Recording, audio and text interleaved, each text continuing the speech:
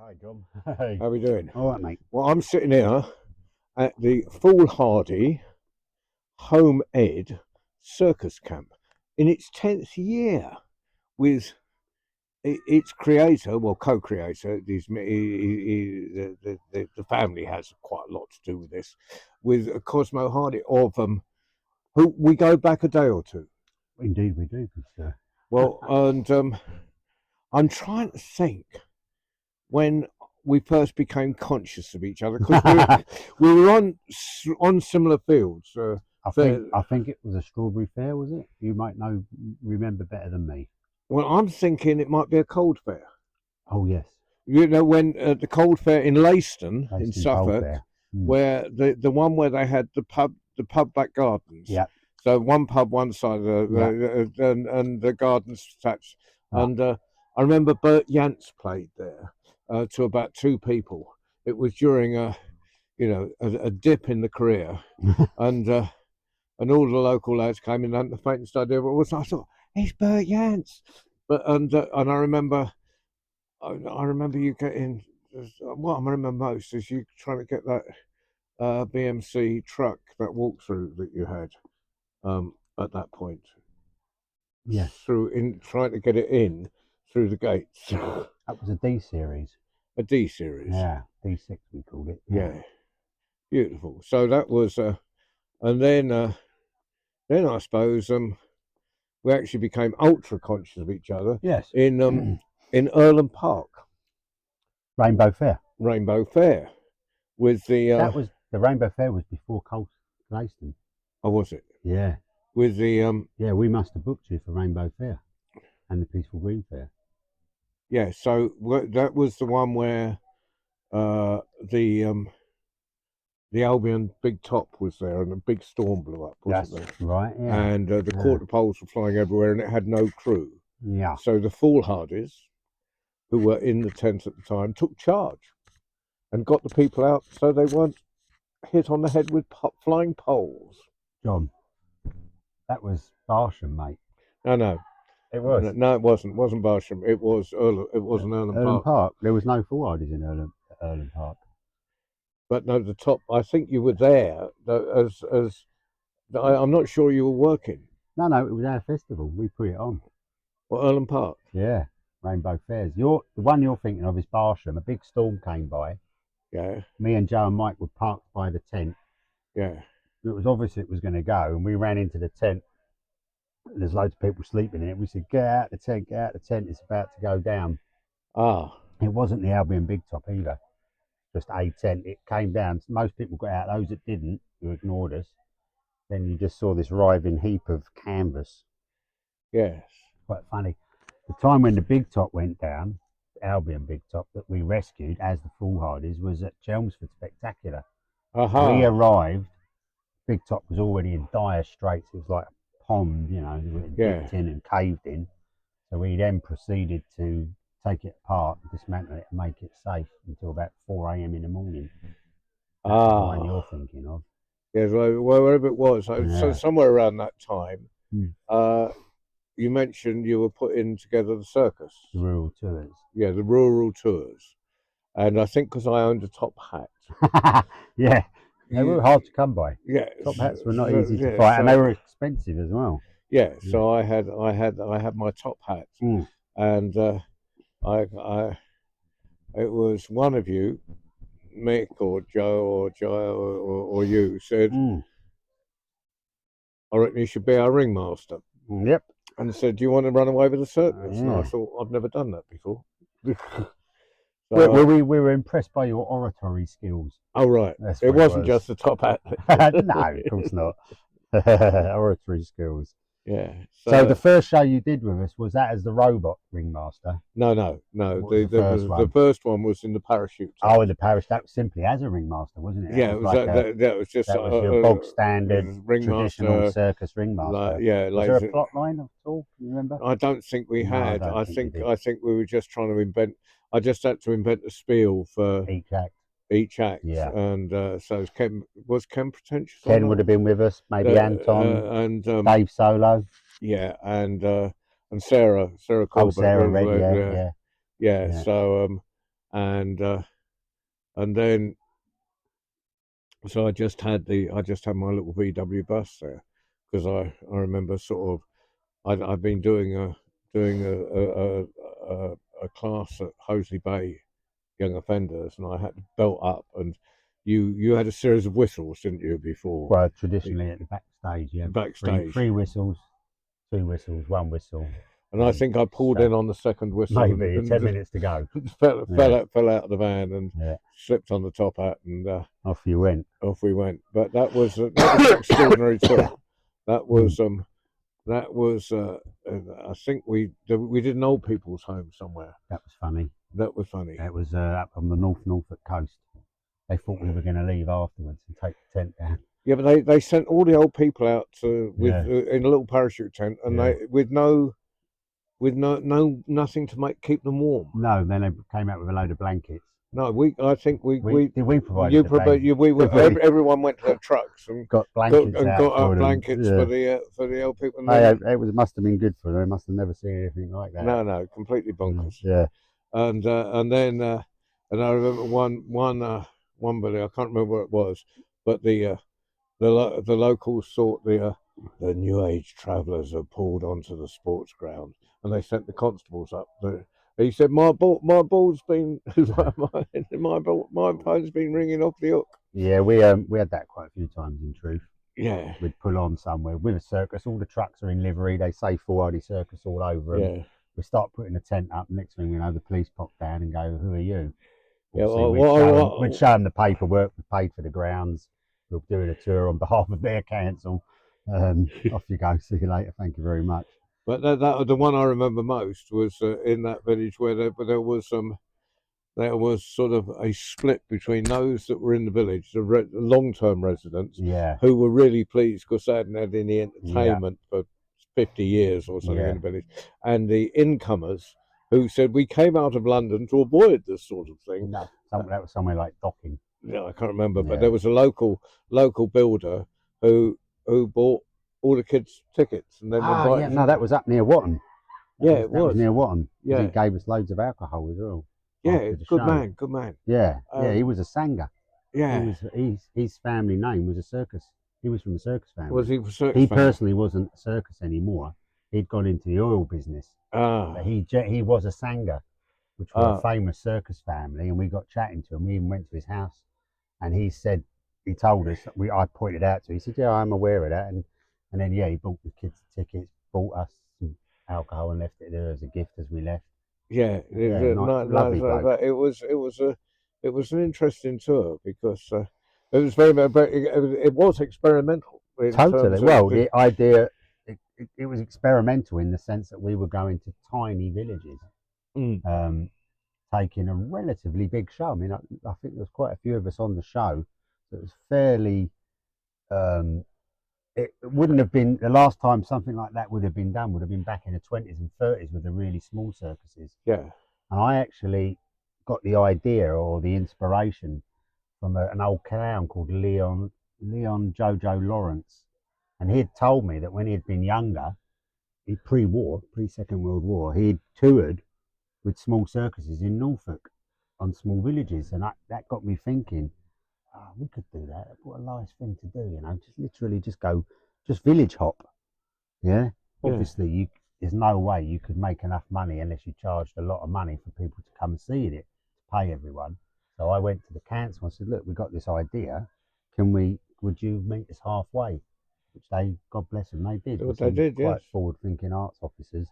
And you know what, John? As you know, you were there, every single show was sold out. Yeah, every single show. Packed out. Every single show. Do you remember the one on the hill? Again, I can't remember the village. I've got all this is in my diaries. I've got a record of everything. I could tell you at some point. We were there. There was like 98 people in the tent. We didn't hold that many with the parachute until we got the bigger tent. We were just about to start, and someone said, "Hang on a minute, hang on, Mr. So and So's not here." And then we walked out. Do you remember? We looked down the bottom of the field, and this old boy was walking up the field. So, only when he got in did we start. Absolutely. Yeah. Yeah. So then you got the tent, didn't you? Yeah. And you joined us for that as well. I did about 3 tours with you. The Clockwork Ringmaster. Was when you brought me in a wheelbarrow, and and I was woken up in the end by I was brought back to life by the Wizard Gormless. We wounded you up first. Yeah. And but no, you had a pyro in my hand. He went like that, and it was on a party popper. Yeah. And he said when you burnt your hand. Yeah, he said he'd tested it 12 times. That should have told me something, because I was tell you what happened to us when we tested it. So it flashed all down the outside of my hand. Yes, but I still managed to announce everyone back into the tent before you went off backstage and went, yeah. I think that you did that one, the Clockwork Ringmaster. Yeah, and then I did the last one I did was Elvis. You played Death. I played Death, didn't I? Yeah, Death Ringmaster. Dark, mate. That was dark. Funny. Yeah. So was there one in between? Yeah, there was a few, because Asa and Miles, my kids, came out with one of them, and we because you had bunks in the D6 in the D6 in the crew bus, and I mean, Joe and I would be. Did you sleep in the crew bus? Yeah. Well, Joe, it was. You were the two old boys. Yeah. So everyone thought we were really hardcore, because we'd be the first up and the last in bed, and they were caning it on the cans. And what they didn't realise, that they were drinking two or three to Joe and I's one. We were. Who else was in the crew cab with you then? There was Anton. Oh my gosh. Anton Juggler, Anton, and Harry. Yeah. Was Bazzy about? Yeah. There was about half a dozen. Four beds. Four beds in there. Well, that'd be it. Joe, myself, Anton, and someone else, and the kids went and slept in Lizzie's bus. In Lizzie's bus, where Mike was. I had my own vehicle. Yeah. Dave Stoller was around. Yeah. So that was the circus, and we've done a few things since then. Oh God. Because it's been a few years ago that was all happening. Yeah. We obviously we've done loads of festivals where we've done festivals together. Yeah. But we've also, when I was creating these characters for Anglia Action. Anglia Action, of course. Yeah. So that was a challenge, because they wanted it was Clued Up on Cancer was the thing. Well, eventually we arrived at the doctors, didn't we? Yeah. Well, so it was like, how do you make cancer funny? And or they wanted a comic. They wanted a comic approach to it. And at the time, Sandra was going through it, and I discussed with her, like, what would you like to? But in the end, I was thinking, who do people talk to? They talk to doctors and they talk to clowns. So we came up with the clown doctors. Clown doctors have become quite common since then. Clown doctors, been around. Patch Adams, but yeah. To be honest, at that point, I'd never heard of Patch Adams. It must be. I'll be honest with you. We just invented it. Yeah, we just went and got some white coats. But we did experiment with a few other things first and realised that they didn't work. Yeah. Right. It was like, because the clown docs allow you to approach taboo subjects and then bring people into. Yeah, our job was to get the people in and entertain the kids while the parents had the serious conversation. Yeah, that was it. Yeah, and try and get the parents to bring people to the stalls where they could have the serious conversation. That was a nice job, man. I enjoyed that. It was like karmically sound job. Yeah. So, and then. Then, of course, more. Yeah, it's been, either I've worked for you or you've worked for me. Yeah, roundabouts. Yeah. Because and the last thing we did was we did your radio thing. That was fun during lockdown. Oh yeah, we did the play, didn't we? Yeah, we did the play on the radio. There was I in my office with all the sound effects. And so definitely Goon Show. Yeah, it was. Yeah, so that was with my Recovery's Got Talent. Yeah, thing. I enjoyed that. It was great fun. And then we wrote a play. Yeah. And we adopted the £1 million Mark Twain's £1 million note, which is one I've done quite a lot. Yeah. And everyone was sitting in their own rooms, and so we did it on Zoom with all, you know, in all little squares. Coordinated the whole thing, didn't we? And it was extraordinary. Did some coaching online for acting, didn't we? Yeah. Yeah, that was an interesting project. Yeah. So, and then we did at Darsham Country Centre. Yeah, that was nice. with the same crew with the recovery people. Yeah. And so you were doing circus skills and Tai Chi and that, and then I had George Fothering doing music, and I was doing I was attempting to write, to get people writing, and then performance and stuff, and so they could go around the three things. Three tents, yeah.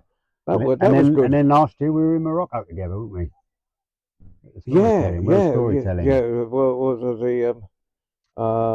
So you came, and on the square you met a young man who was I met a Moroccan clown. That's what I meant, on the square. Acrobatics. Yeah. I've got some good videos of him. Yeah, he was a good laugh. Yeah, so we were a bit of a radio station in Romania. We did, didn't we? Yeah. All over the shop, mate. Yeah. Of course, you came out to Romania for a week, and we did we did the radio station, didn't we? Yeah. I forget what we do. You know, it's just loads of bits and pieces, random bits and pieces. Yeah, really. That seem to work. Bit of fun. Yeah, spreading love and joy and happiness. Oh, that's what we do. That's what we do. And then this is the third year that you've come to I've come to the circus camp. Yeah. So, and I've got to say this: the audience here are the best audience for storytelling anywhere in the world I've had. Really? Yeah. The kids here. I mean, it's children's, but they're families. I never think of it as children's entertainment. Yeah. I think of family entertainment. Yeah, circus, isn't it? They're all home ed. I don't know if that makes a difference. Well, I think that does. It's possibly they're used to stories. They're used to slightly different style of being, I guess. Yeah, but they're just so good to work with, and everyone joins in.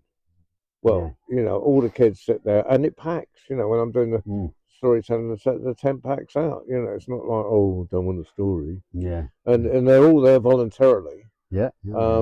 So I love doing this one because it's just and you know, it's been a bit damp this year, but very wet, just a tad. Yes. But we're all still here and we're all still enjoying ourselves. Well, yes, yeah. Drying out finally. So. Yeah, it's good. Yeah, so got a few more shows to do. So it's been a good life together, really. I think it's just long may it continue. Well, yeah, I'm not. I ain't going anywhere. I ain't retiring. I know we're the immortals, but you know. Yeah, absolutely. Mustn't tell everyone that. Don't blow it. Don't tell them that. Don't tell them that. They want to know the secret. Yeah. Wasn't there a movie like that? Wasn't it? What was that called? Can't remember what it was called now. With the sword fighting and all that. Yeah. Highlander. Highlander. Yeah. We don't go around killing. Yeah, no, chopping heads off.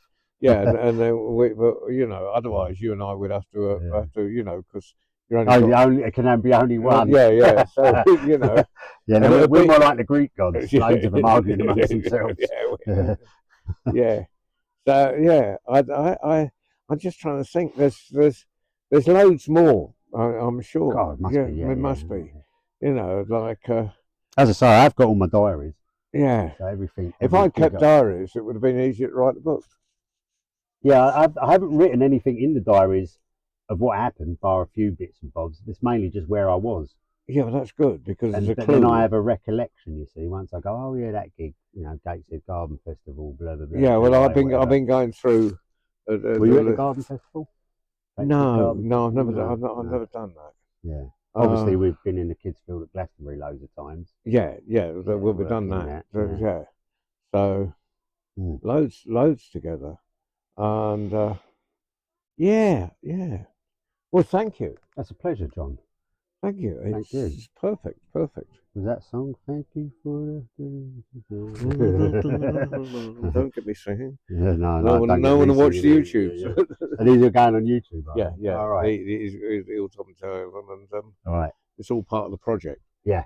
So it's trying to give a different aspect of, because people remember things differently. Mm-hmm.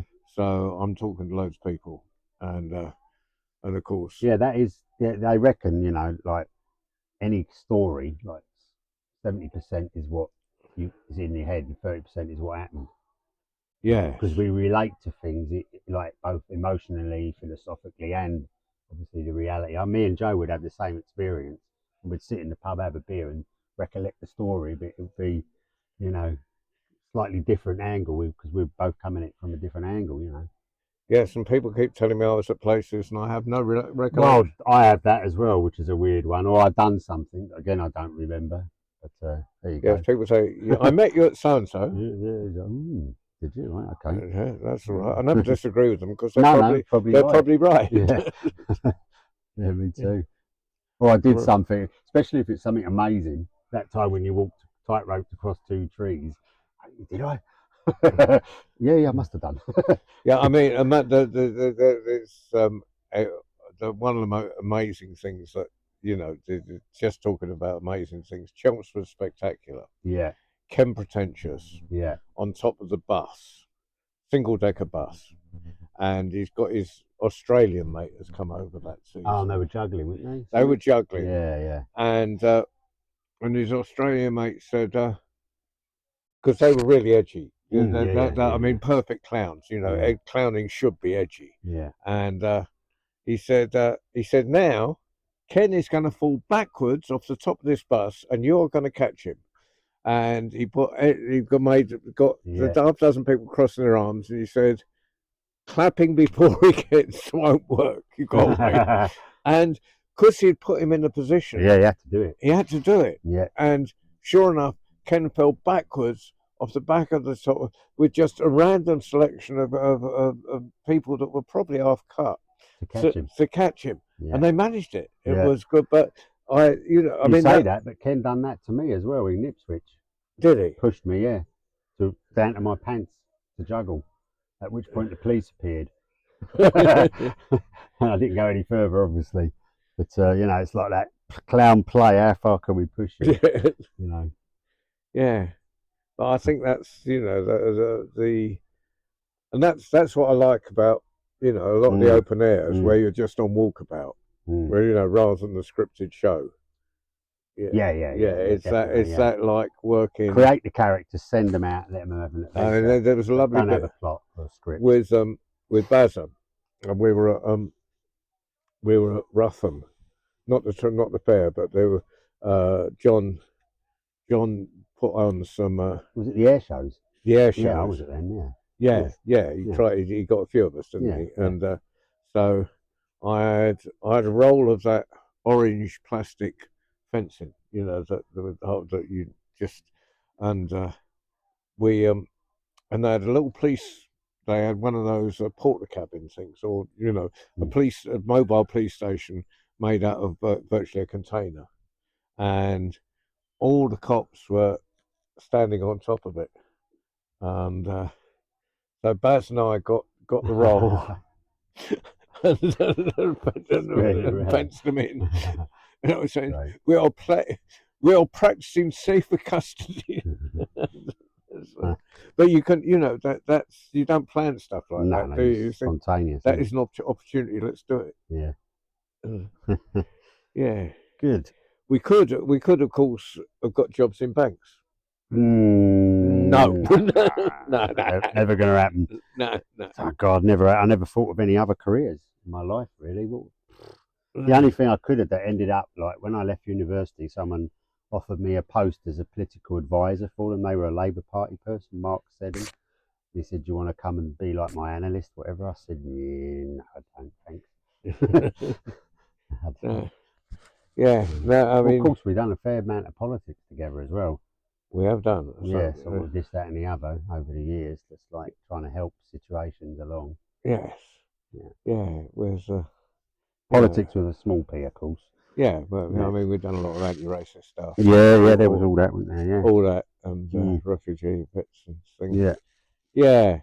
So, and I never forget when your I think it was when your partners, and I met your dad for the first time. Yeah, he's a character. What a character! Yeah. And he'd and then you started bringing him into the show, didn't you, for a little while? No, he did a documentary with me. That was it. He did it was called Not Under My Roof. And he had to come and live with me for a week. And God bless him. To this day, I take my hat off to him. He dived in full on. Did the clowning, came to the clown shows, even did some Tai Chi with me. Yeah, he just jumped in because you came to the party, didn't you? I did. Oh, that was the party, yeah. Yeah. Oh, yeah, it was amazing. The funniest thing was, and this is true, that was the week that the Greeks won the Europeans. So I was there all the time we were there. Me and my dad are watching all the matches. The final was on and we were at Centre Parks. I taught my Tai Chi lesson. Me and my dad then go to the Centre Parks to watch the final in the big room where there's hundreds of people. The cameras followed us in and they filmed us watching the match. Everyone in the hall was suddenly Greek for the night. And when Greece won, he went, mate, he slid across the floor. Hey. We drove all the way home. Yeah. Got home, started having a few drinks, never in my lifetime we saw the Greeks win a European thing. English haven't even done that yet, and so that was like mega moment. The camera people put the cameras down at this point, started drinking with us and playing cards. My old man cleaned them out, all of them. Like quite a few bob as well, not pennies. So you used to do Centre Parks quite regularly. I worked there. You did Tai Chi at I did Tai Chi there, meditation, and obviously we had the contract for all the circus work. Yeah, because you did it sometimes. God, didn't you? Yeah, I did storytelling twice a week up there, and then Millennium. The Millennium. The celebration. The celebration. They hired all my seats off me that year. Yeah, well, you had a show earlier in the day. I think I did 3 shows that day. And finished up. I was supposed to be the barker for the Centre Parks, and by the time I got to that, I'd lost my voice. And the guy said, "What am I going to do with a barker with no voice?" And I said, "It's all right. I'll have a gargle." And there's the stuff that actors use. Red something. Sage, isn't it? Yeah, it gives you back a voice. You've almost found like a second voice down there. And I got through the show, and I think you were all involved in that. Were you involved in the celebration? No, because we were. We had 2 contracts that day. Yeah, we had teams at both, and I think we shot between them. But eventually we ended up in New Buckingham. I did both of them for you. Did you do New Buckingham as well? You were there. Yeah, we ended up in New Buckingham. Obviously, we had a good night and a good party. Lucas's band played from the American bass, the blues sort of funky bluesy thing. And then the problem for us was in the morning, Centre Parks rang me up. Can you come and take the seats down? We were in a sorry state of it, but we did it. Yeah. It's like, how's that? We didn't expect that. We thought, we'll just go and get them the next day. And they were like, can you come and take them down? We want to open the thoroughfares up again, make the place. Oh, you're joking, ain't you? Yeah. So to drive up there with one of the trucks and grab them all. Yeah. But yeah, that was good. Good job you weren't caught driving then. Yeah, I don't think I was the driver, to be honest. Thankfully, I think Joe drove that day. Yeah, he didn't drink that much. Yeah. Right. Yeah. Well, we better get back to these people. We've got a talent show tonight here. Circus Camp. And this is where the kids do their thing. I'm doing storytelling at half 6. Where's my? I'll tell you what the time is. Well, it's probably not that late. I bet it's half 6. No, it'd be 5. Yeah, 5:15. Perfect. You're good. Perfect. Well, thank you very much, Cos. Pleasure, my good man. Pleasure. May we have many more years doing this nonsense. For sure, man.